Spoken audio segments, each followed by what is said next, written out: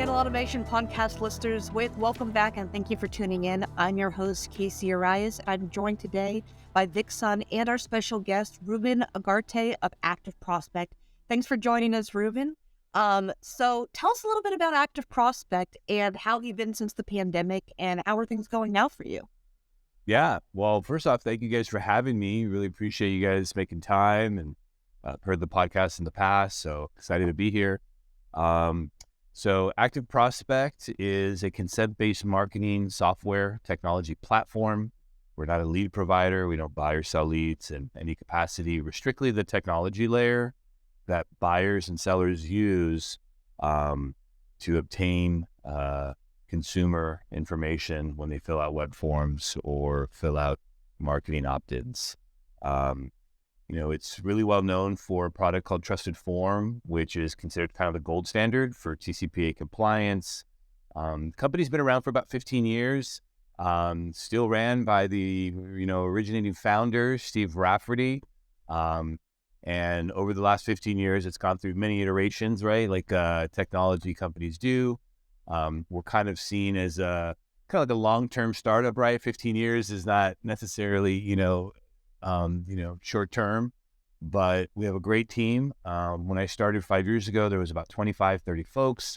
Now we're over, I think, 150, 160, a lot of developers, a lot of client success, really focused in insurance space and home services, which is the channel that I manage.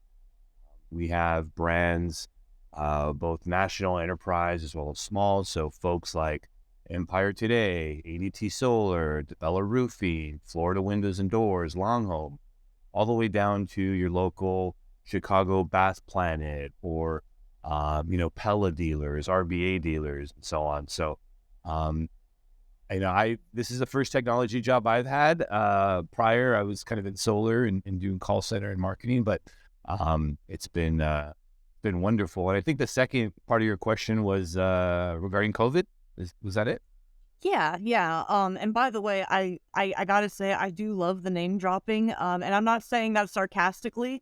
Like, Active Yeah. Prospect is very well known in the home improvement Oh, industry. okay, cool. Yeah, thank you. Yeah. And obviously, like, you probably you're infamous enough where you probably don't need the introduction. It's sort of a household name if you are in home improvement and Oh technology. man, I appreciate that. You make me Yeah, and man. Thank you. We've worked really hard. I've been on the road for the last 5 years, going to all the roofing conferences, bath conferences, and solar shows, and so it really feels good to hear that because, like anybody, and even people listening who are working at a company, a lot of times people didn't know who we were 5 years ago, right? Like Active, what do you guys do? Like, that's confusing. Compliance, why do I need that? So, we've worked really hard to kind of get to where we're at. And, I feel like we're just kind of getting started. We have about 130 brands, and, this year we should pass over 200, net new logos with, bath companies, more window and door companies. Yeah, very I have a cool. question on the, obviously, Trusted Forms, gold standard in that. You talk about TCPA compliance. Yeah. Like ever since the pandemic, right? Like 2020, lots of companies, lost their ability to generate leads through canvassing, knocking on doors, shows and events were closed. So pretty much everything went digital. Everything went online to filling out forms. What did you see in terms of the change in the market for these industries, and how have you guys really helped them become compliant? Because we know a lot of these industries are pretty old school. They don't really keep up with these particular rules. Yeah. So, we saw the acceleration. So certainly when COVID was kind of coming around, I think a lot of people were kind of waiting it out. But after 3-4 months, a lot of brands who were predominantly focused on field marketing or events or things like that just basically realized, like, wow, like we got to start buying leads, or we need to start generating leads. So we saw a rush of brands who I had never spoken to or worked with who were in that exact same situation. I will say some of them stuck with it and kind of figured out how to do it, which the learning curve, within that time was, very short, but eventually ended up being long, right? Years. So we did see quite a few brands come around who were historically field marketing teams, but now mixed it up and are buying paid leads or doing digital marketing, went and, worked with an agency like Channel. So that was pretty interesting. Obviously the acceleration too of home services, everybody was home. So home service vertical for lead generation was hot, right? Everybody's selling bath leads and, walk-in tub and, all these interior home renovation categories just were you couldn't lose, right, if you were a lead generator. And so we did see a rush of lead providers kind of coming into the space. And we're still seeing that now, especially with the mortgage industry being where it's at. A lot of the folks who had made, a lot of money or really focused on mortgages have now moved into solar and other home renovations. So we're seeing that. But yeah, I mean, technology, obviously we're considered a lead management, compliance, lead routing tool. So we sit as a protective layer in front of the CRM. A lot of people don't know that, our technology even exists. A lot of people never have heard of a real-time rejection or the ability to reject a lead in real time, or they're not very familiar with API enhancements or the ability to grab data before you send it to your CRM. So, I still today come across brands who are, 30, 40, 50 million plus who, they just got a dialer and, they're still working on their CRM. And so there's so much room for growth in the home service space. And I'm excited to kind of be one of the layers in that process. Yeah, and on that same vein, because you are talking a lot about compliance, you're the expert in that field, what is the number one mistake that you see companies making when in the vein of compliance? Like, what mistakes do you see them making? Right. Yeah. So for reference, TCPA compliance stands for the Telephone Communication Protection Act. It's a federal law. It's what governs how brands, not just in home services, but any brand, can outbound or reach out to someone's cell phone, or email. That's why they have the do not call list, right? You're supposed to put your name on this do not call list and people don't call you. I still get called, even though I'm on it. But for a long time, people would scrub the DNC and go, if you're on it, I'm not going to call you. When you get consent, essentially, which a lot of the times on a web form is the little checkbox, and there's like really minuscule language. It's like real boilerplate, something to the effect of, if you click here and submit your information, you're giving us the ability to call you, text you, using an automated dialer, something like that. It's kind of boilerplate. When you as a consumer consents and gives that express written consent, that gives that lead generation brand or that company that you're submitting to the ability to override the do not call list, because you're consenting. You're saying, yeah, I'm raising my hand. Give me a call. I'm really interested in roofing right now. I'm really interested in solar right now. So I think to answer your question, the biggest thing that I see is just call centers and brands having no idea what compliance is or how to comply with it. And a lot of times, our technology is kind of considered like digital litigation insurance for marketers. A lot of folks find us after they've already settled a class action, or after they've already settled numerous lawsuits. So like a lot of insurances, you wish you could just pay for it when you needed it. But the number one thing that I see is just folks who are buying hundreds of thousands of leads and outbounding thousands of people, not really having a compliance program in place. And then the second thing that I would say is the biggest issue is clients who do have compliance, who are getting trusted form and getting consent, still abiding by the old process of scrubbing out people who are on the DNC, not knowing that when they get consent, that overrides those rules. They just are kind of old school and they just think like, hey, I'm just not going to call someone on the DNC just because that's just how it's always been. So those I would say were the two kind of biggest things that I see from folks who are non-compliant and then just maybe not using the compliant access that they should have. Yeah, that Yeah. makes sense. So it's just more of a lack of knowledge on what they need to do to be compliant. Go ahead, Vic. No, I think that the investment, I like how Ruben put it, it's the litigation insurance, for that compliance, because once you get into the class action lawsuit, there are some states where I think for every instance that you break the law, it's about $11,000 for every instance. That means if you call them, even if you don't get a hold of them 3 times, that's $33,000 for those. And every single one of those instances, and you just get lawyers nowadays, ambulance chasers, or maybe they just create this thing and they make all the money, but they try to hunt down these companies. I think one of the other things I like about what you had mentioned, and we have a lot of mutual customers, Ruben, where, you can really leverage more than just the compliance. It's what you said, you can leverage information or more data than just, the opt-ins and the names and information. And you can leverage that, send that to your CRM, and be able to have visibility with your call center agents or your sales or your marketing team. And I think one of the major benefits to having, a solution like Active Prospect as well is that this ability for a lot of call centers and marketing managers to be able to really budget even more and figure out their duplication. We know several, companies where they take an inordinate amount of time weekly, hours and hours with multiple people, just figuring out what the duplicates are, because they have to compile it and then they have to go and submit it at the end of the month. And then they have to go through that process. Whereas with your system, you have the ability to program it, configure it, and then have some sort of automatic, systematic rejection, right, for Yes. duplicates and so. Yeah, I think one thing I'll add that I've seen over the last few years is the rise of marketing data analysts on teams.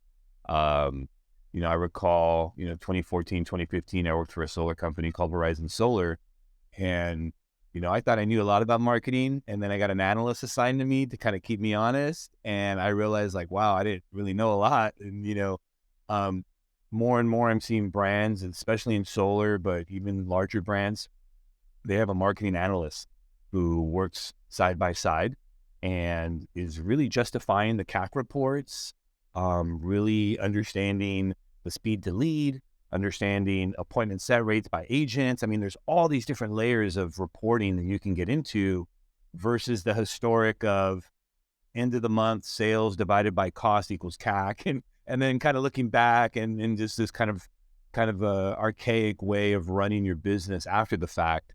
More and more, we're seeing brands use data along with having an analyst to make decisions proactively and go, hey, are we buying the right leads?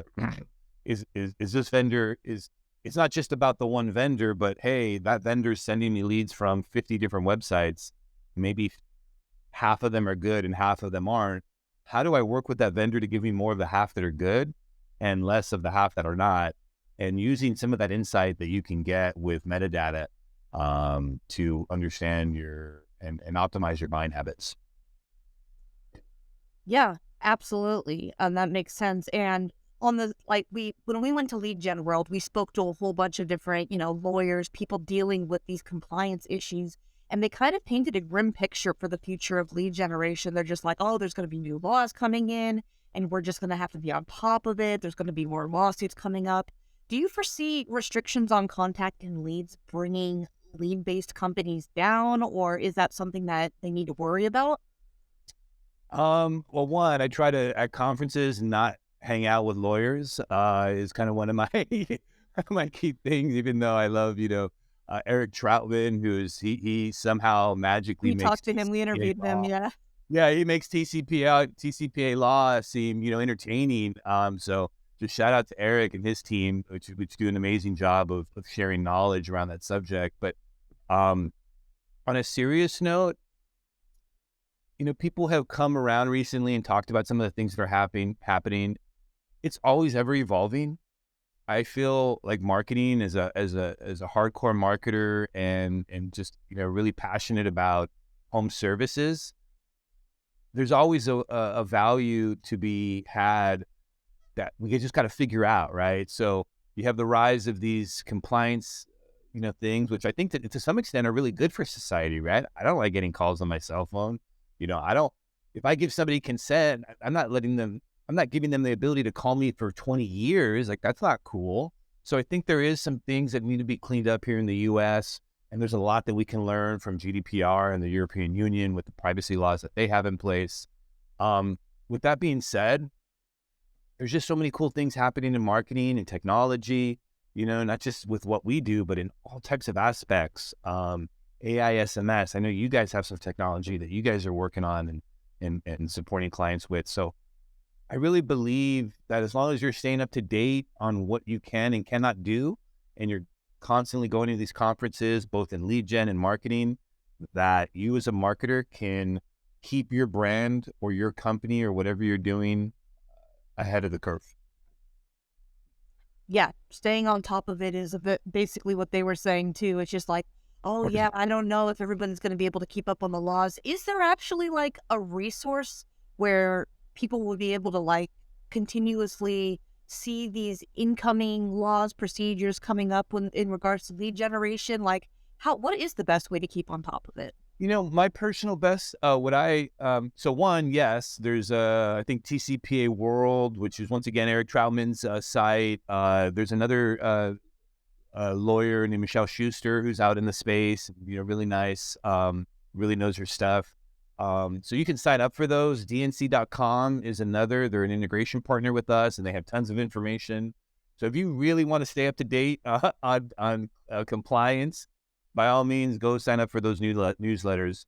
I personally take the approach of once a year going to a compliance conference and just kind of getting it all in. DNC holds one every year called, I think, the TCPA Summit. And then obviously working here at Active Prospect, we have a product that supports TCPA Trusted Forum. So I'm always hearing about everything. I'm always kind of, it's hard to not learn about TCPA working for a company that originated Trusted Forum. So I encourage just folks to, when you go to these marketing conferences, sit in on one of these compliance panels, and there's a wealth of knowledge out there. And it kind of goes hand in hand with market creativity and buying leads and lead gen and finding the best sources. It goes hand in hand with understanding, well, how do I keep those sources compliant, at the same time and protect myself from fraud? All right. Well, that leads us perfectly into the next question, which would be, what is the best way of contacting people that have submitted a form that are interested in your services? Oh, yeah. Well, that's probably a better question for you guys to ask. You guys have some really great outbounding tech. So, I- in terms of the kind of a broad question, obviously it'll never go away. Speed to lead, the ability to contact somebody in real time, in general is huge. I also believe in obviously having an omni-channel approach, which a lot of brands are finally coming around to. You guys probably remember 5, 6, 7 years ago, like if you were SMSing somebody, wow, like you were like ahead of the curve, right? Like, whoa, you're using SMS? Like, do people like that? You remember people with that? Like, yeah. So, and then before that, it was emailing, right? Well, you're calling somebody and you're emailing them at the same time.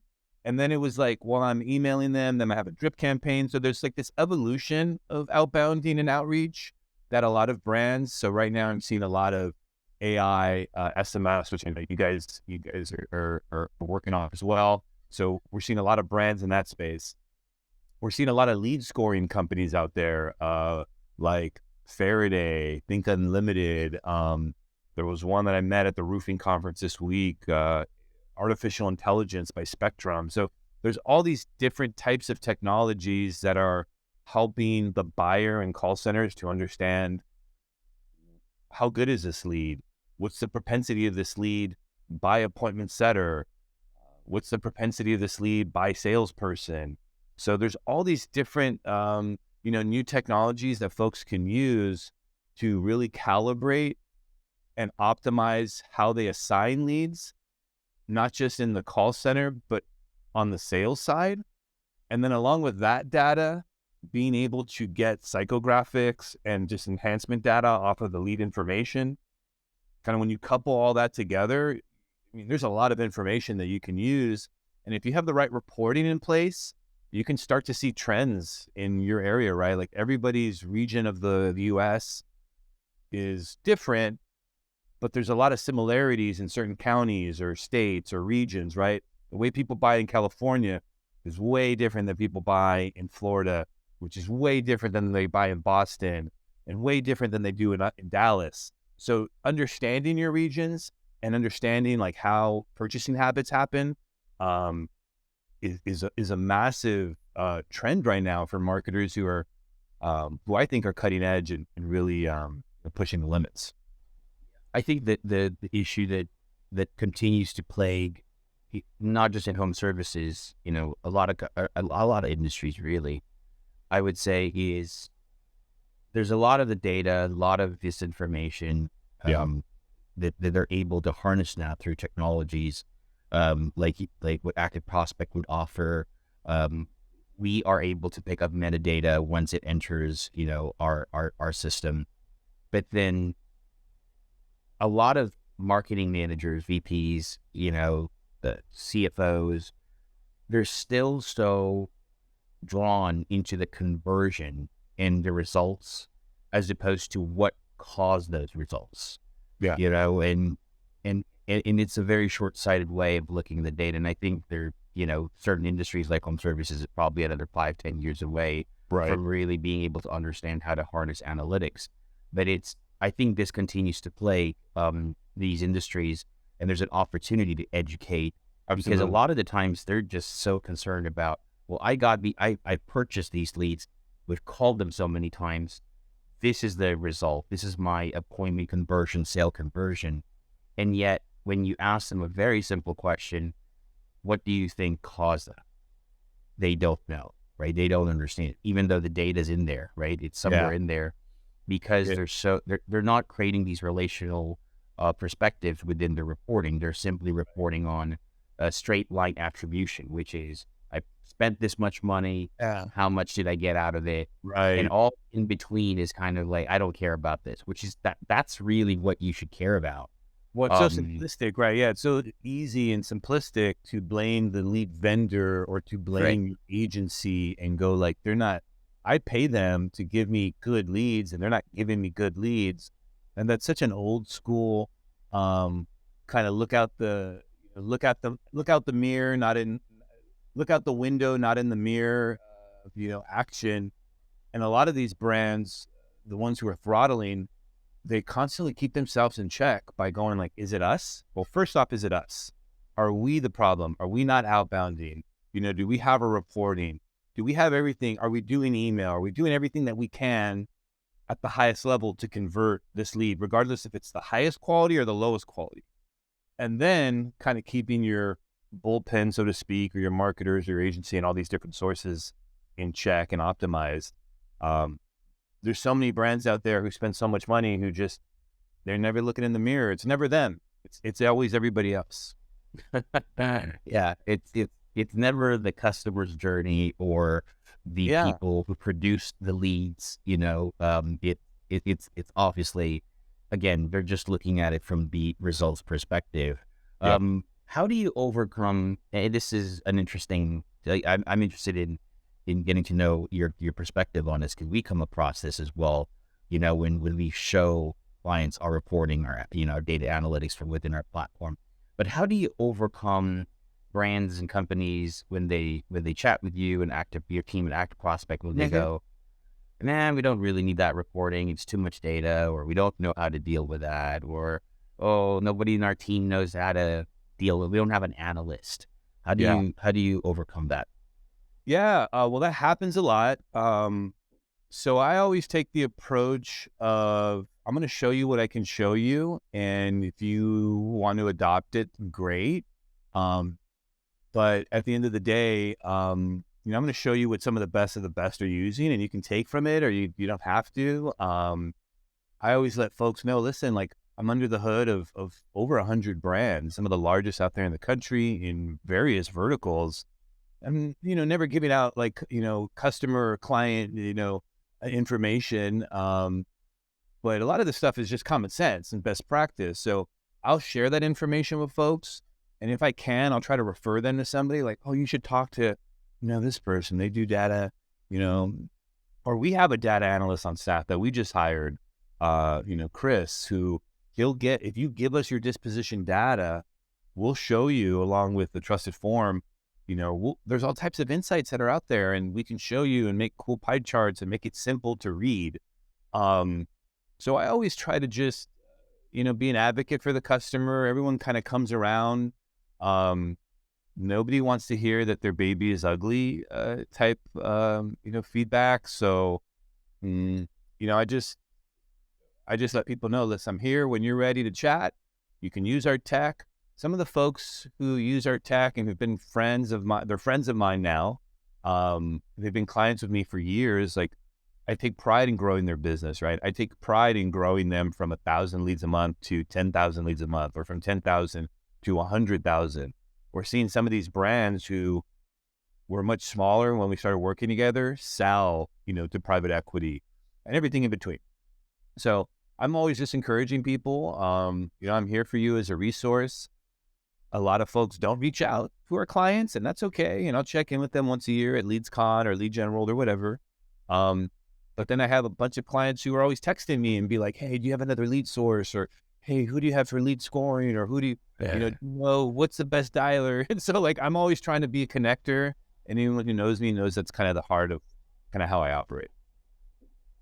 That's good advice. I think you're definitely, somebody that a lot of people know, and you do provide that, to a lot of companies and brands. You help them out, and you refer, hey, here's a good solution, or you might want to connect with them, or you might want to get into this conference or to this particular, newsletter. And I think that's why a lot of people like you. And Thank you. I think the interesting bit here is, with the proliferation of, the use of data analysis and understanding the leads and going through all of this, what does that look like for companies in terms of changing their buying behavior, or at least how they generate their lead? Do you see a switch, or somehow, a change, because of that in the next, 2 years here?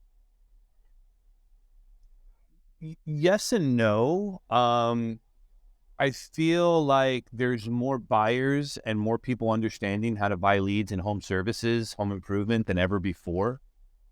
I've always seen, and just being here at Active Prospect, when I got here, insurance was just the biggest vertical by far in our company. Home services has overtaken that. With that being said, insurance brands, mortgage companies, and all these kind of other verticals are like 3-4 years ahead of where we're at here in home services. So any of your listeners here that are listening, whether they're buyers or not, there's a technology out there called real-time bidding. We have it in our platform. It's called Ping Post. There's very, very few lead buyers out there who have even heard of that or even know what that is. And out of the people that I know, there's a handful of them who are actually buying on the ping, and doing business the way the majority of lead providers do. Whereas in the mortgages and insurance and some of these other verticals, they've been doing that for years. So there's a whole nother layer of technology and lead purchasing that I think home service companies are going to be coming around to in the next few years. So I think they're going to level up. They're going to become smarter with how they do things. It takes time, but we're starting to see big manufacturers who swing a lot of media budget get into that. We're seeing big solar companies leading the space who, are innovative and have, a marketing team of like 5 people who are just like, any one of them could go and be a marketing director at another company, but they have a team of people, and they're at all the conferences. They're meeting with all the affiliates, publishers, and lead vendors. So I see home services continuing to evolve. And I think the last 24, 36 months has really just propelled the industry and the growth of just home service buyers and sellers. And I mean, for instance, LeadsCon, right? LeadsCon's this week. I don't know when the podcast is being published. Maybe it was last week, depending on when you publish this, but it goes on once a year. It's in Las Vegas. We throw a home service kind of dinner and a cocktail party. I've never had more home service brands or clients reach out and say, hey, we're going this year, the first time. And these are small bath companies and, door companies. And so it's happening. People are learning that there's a whole world of lead generation opportunity out there, not just sitting behind your LinkedIn account, waiting for somebody to ping you with a message and buy leads. So there's a whole world out there that I think people are getting attuned to. Yeah, I really think that a lot of, you mentioned how companies now, or at least the ones that want to be future forward, they're building their teams differently than from 5 years ago. Just yesterday, I had one of our customers out in the East Coast, $50 million company.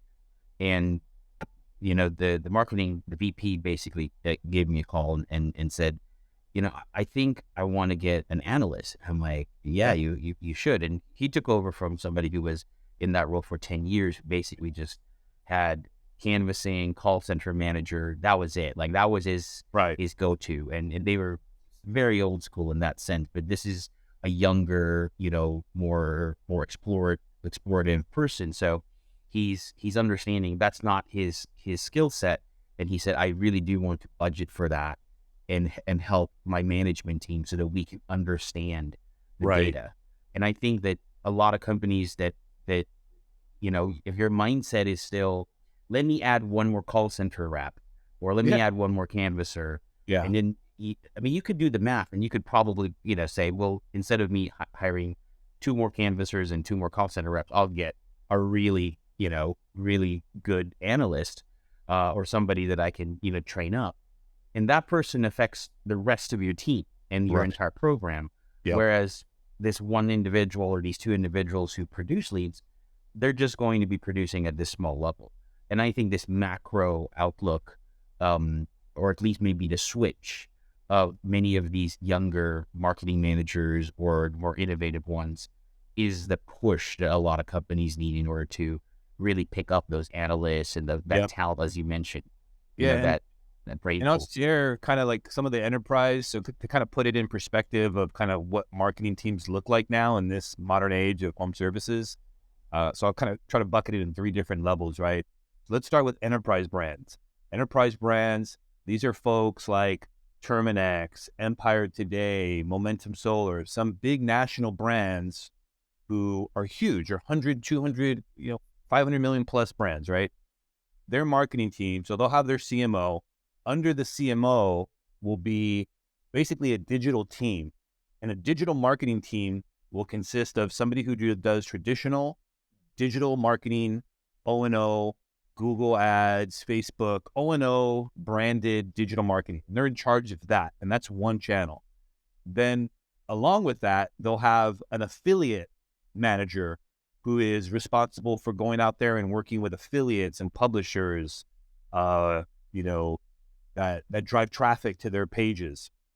Then they'll have a social media person who's responsible for all their social media, and kind of works hand in hand with the digital marketing team. They'll also have a data analyst who's on staff, and then a technician who kind of works on all of the different channels collectively to automate and support and do whatever. So you're talking like a for just digital marketing, like a team of 5 or 6 people who operate that. Whereas before, back in the day, it was one digital marketer. So that's kind of enterprise. Mid-market, you can define mid-market, differently, but, 10 million to 30, 40 million, you'll have, the digital marketer, you'll have a technician, and maybe an analyst. You kind of team of 3.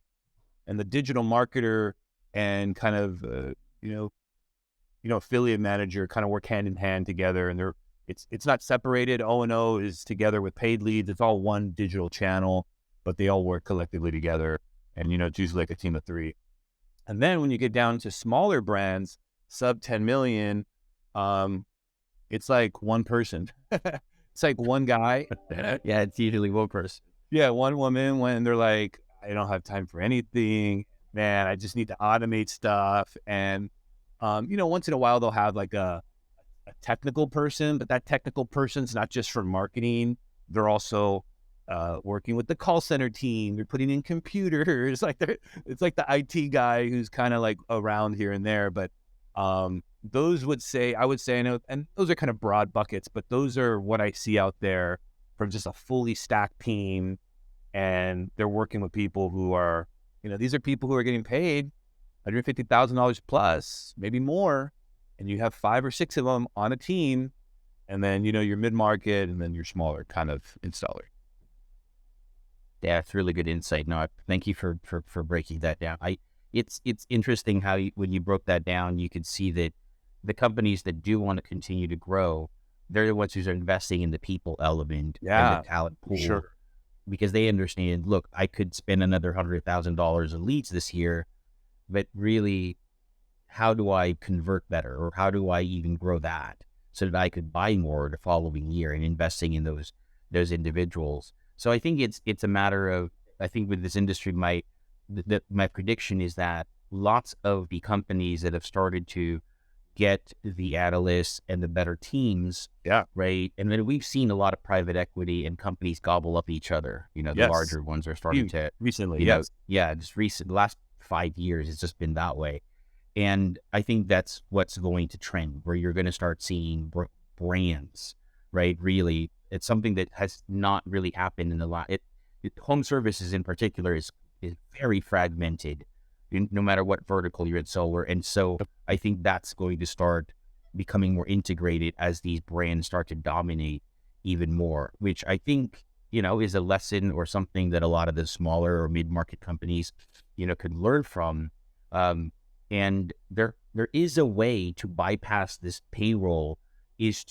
My advice to these companies is, one, find agencies or companies that they can help you. So if you don't have a CTO or a technician or someone who knows how to manage across your tech stack, find companies that understand your technology so they can help you develop, integrate, whatnot, automate, right? And Yep. in many cases, we find that those are our customers, the customers Yep. that want us to help them do that. Or Absolutely. find brands or affiliates that will help support you, so you kind of outsource a task, so that if you're a smaller company, mid-market, or even the smaller companies, sub 10 million, your manager, who's that one person who's doing it, isn't tearing their hair out. You know what I Right. mean? Because they're like, I Managing. can't do everything. Yeah. You know what I mean? So Totally. that's I think one of those things that will help this industry. Casey, do Yeah. you have anything? Of course, I have stuff. Yeah. Long story short, it sounds like that, if you're a small company and you're looking to grow, it's going to be an investment, not only a money investment, but a time investment. You can see Yes. that Ruben has been around the block in terms of going out actively meeting new people who are going to be the experts to give you advice on the specific thing that you're looking to accomplish with your compliance and your lead conversion. And as Vic was bringing up, it's not just a single answer to the problem. You need to actively, benchmark before you start to get into your new campaigns. And as they're evolving and they're growing, you need to make sure that your conversion is where you want it to be, and Yep. that you have the right team that is working to do your analytics. It's not just one person anymore, and it's Yeah. not just passively converting. It's an active being that you need to grow and nurture along with your business, and you don't Yeah. want to be one of those people that fall behind. So that's I gonna think, wrap us up. Oh, go yeah, ahead. just just last thing. I think one of the things that a lot of companies should consider, as a hack to this, even though it isn't really, but I'll call it that because people flood these pneumatics, right?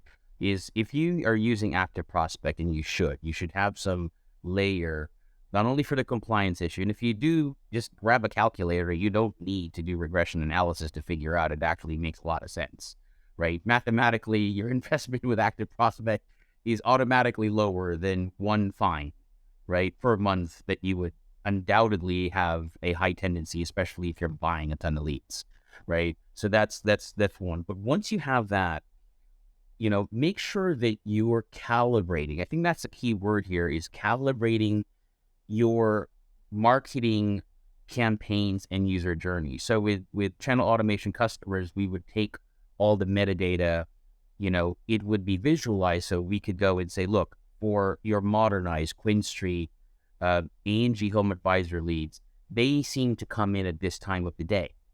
And that's usually during, let's say, dinner time. Right. And they happen to have these particular psychographics, or their Verizon customers or T-Mobile customers, because our system can detect that. Yeah. Or maybe we'll say most of them are landlines because you're dealing with a walk-in tub product, Right. right? And they happen to be calling, or they happen to be filling out these forms at this time. We would then use that data, because this is the calibration bit, and then you would go and test, oh, look at my content. If I Right. send them this content that's closer to dinner time, and it's when they're on their computer, and it's about this messaging versus I do this, you'll start to see that, oh, this one is overtaking the other one. I'm going to use this messaging. And then I'm going to continue to calibrate this now with another test. And so what you end up getting is this nice little slope of improvement, 1% a day, 2% a day. Those things add up, Yes. right? Absolutely. You get to double or triple your conversion in just a few months. But I think that's the piece that people should realize is when you're investing in getting this data and using companies like Active Prospect, that's the first step. That's like here's my entry fee into Yeah. improvement and getting better conversion. We Once appreciate you're in there, the plug. yeah. We appreciate the plug, and I feel the same way about what you guys are doing. And obviously, you have a long history in home services and a lot of success. And I completely agree, and really love the conversation. I'm so happy that we were able to get together, and hopefully, folks who are listening, got something out of our podcast. Yeah, and if you want to learn more about Active Prospect, you can check them out at www.activeprospect.com, and you can view their services. If you like this podcast and you want to join in, we would love to have you. You can send us an email at hello@channelautomation.com, or you can reach out to us on social media, which, by the way, you should also be following because we put some awesome shorts out there, just little tidbits of marketing goodness. No matter if you like or hate what we had to say, I do encourage you to subscribe to this podcast. And as always, have a great week and keep converting.